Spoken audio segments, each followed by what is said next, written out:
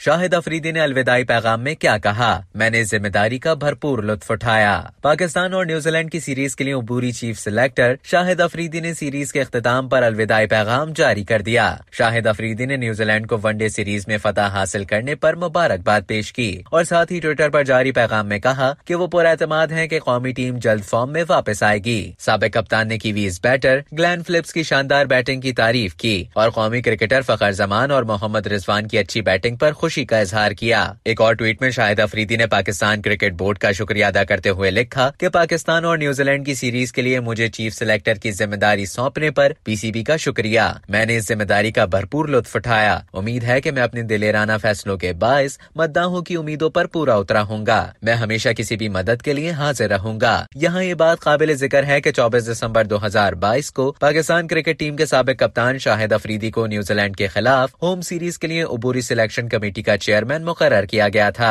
अबूरी selection committee के chairman Shahid Afridi जबकि अब्दुल रज़ाक राव इफ्तिखार रुकन और हारून रशीद कन्वीनर थे।